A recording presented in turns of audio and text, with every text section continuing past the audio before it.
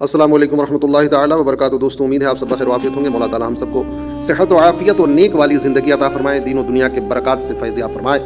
دوستوں، میں پھر ایک نئی ویڈیو کے ساتھ آپ کے روبرو حاضر ہوں۔ مولا تعالیٰ سے دعا ہے مولا تعالیٰ ہم سب کو کہنے سننے سے زیادہ عمل کی توفیق عطا فرمائے۔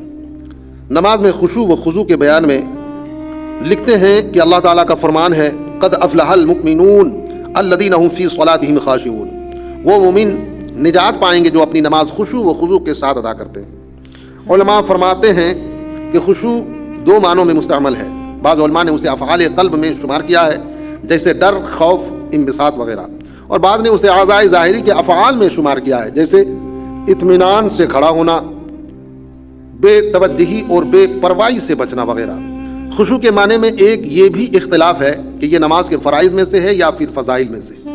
جو اسے فرائض نماز سے سمجھتے ہیں ان کی دلیل یہ حدیث ہے کہ بندہ کے لیے نماز میں وہی کچھ ہے جسے وہ اچھی طرح سمجھتا ہے، اور فرمان الہی ہے وَأَقِمِ الصَّلَاةَ لِلذِّكْرِ، اور غفلت ذکر کے مخالف ہے، جیسا کہ فرمان الہی ہے وَلَا تَكُن مِّنَ الْغَافِلِينَ، تم غافلین میں سے نہ بنو۔ اس دلیل کو انہوں نے فرائض نماز میں شمار کیا ہے۔ بحقی نے محمد بن سیرین رحمۃ اللہ تعالی علیہ سے روایت نقل کی ہے کہ حضور صلی اللہ علیہ وسلم جب نماز ادا فرماتے تو آسمان کی طرف نظر فرماتے۔ تب یہ آیت نازل ہوئی۔ عبد الرزاق نے اس روایت میں اتنا اضافہ کیا ہے کہ آپ کو خشوع کا حکم دیا گیا، چنانچہ اس کے بعد سے آپ نے اپنی چشم ہائے مقدس کو سجدہ گاہ پر مرکوز فرما دیا۔ حاکم اور بحقی نے حضرت ابو ہریرہ رضی اللہ تعالی عنہ سے روایت کی ہے کہ حضور صلی اللہ علیہ وسلم جب نماز پڑھتے تو آسمان کی طرف نظر فرماتے، جس پر یہ آیت نازل ہوئی۔ تب آپ نے اپنے سر اقدس کو جھکا لیا۔ حضرت حسن رحمۃ اللہ تعالی علیہ کہتے ہیں کہ نبی کریم صلی اللہ علیہ وسلم کا فرمان ہے، 5 نمازوں کی مثال ایسی ہے جیسے تم میں سے کسی کے گھر کے سامنے ایک بڑی نہر بہتی ہو اور وہ اس میں روزانہ 5 مرتبہ غسل کرتا ہو، تو کیا اس کے جسم پر میل رہے گا؟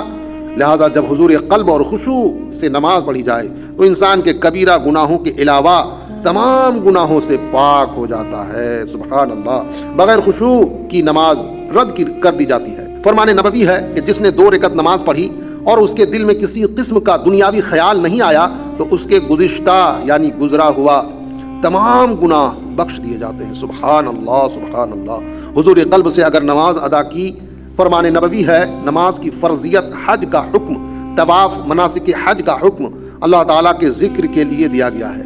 اب اگر ان کی ادائیگی کے وقت دل میں ذکر خدا کی عظمت و ہیبت نہ ہو تو اس عبادت کی کوئی قیمت نہیں۔ فرمان نبوی ہے، جسے نماز نے فحش اور برے کاموں سے نہیں روکا وہ اللہ تعالیٰ سے دور ہی ہوتا جائے گا۔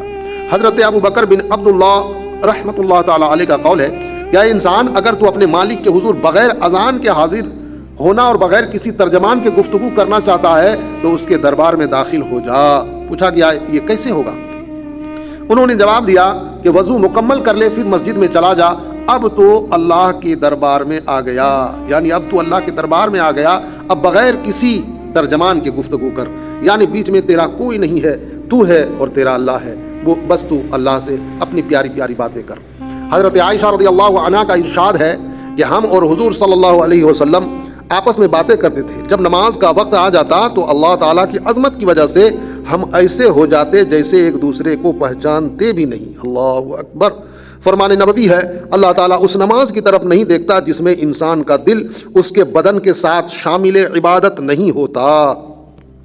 حضرت ابراہیم علیہ السلام جب نماز کے لیے کھڑے ہوتے تو کافی فاصلے سے ان کے دل کی دھڑکن سنی جاتی۔ اللہ اکبر، یعنی کافی دور سے لوگ ان کے دل کے دھڑکنے کی آواز کو سنتے۔ حضرت سعید تنوخی رحمۃ اللہ تعالی علیہ جب نماز پڑھتے تو ان کے آنسو ان کے چہرے اور داڑھی پر گرتے رہتے۔ اللہ اکبر۔ حضور صلی اللہ علیہ وسلم نے ایک آدمی کو دیکھا تو حالت نماز میں اپنی داڑھی سے کھیل رہا تھا۔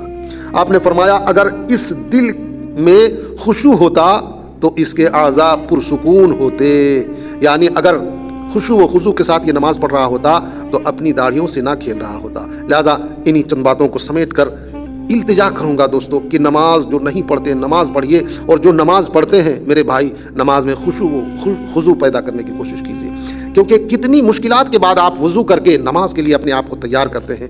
خدا را نماز میں جاؤ تو خشوع و خضوع यानी इत्मीनान क़ल्ब के साथ रुजू इल्लाह यानी अल्लाह की तरफ रग़बत करके नमाज पढ़ने की कोशिश करो। मौला ताला हमें कहने सुनने से ज़्यादा अमल की तौफ़ीक़ अता फरमाए। फिर एक नई वीडियो के साथ आपकी खिदमत में हाजिर आऊँगा। तब तक के लिए अपना और अपनों का ख्याल रखिए। खुदा हाफिज़।